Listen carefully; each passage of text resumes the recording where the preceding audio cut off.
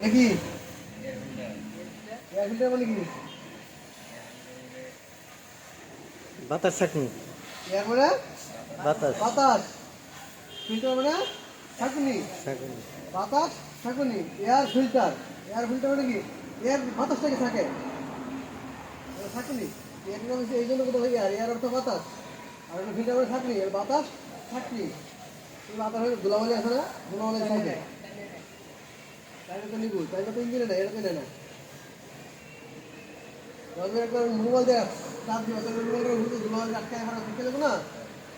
রুমালটা একটা ছাঁকনি ফিল্টার, ঠিক।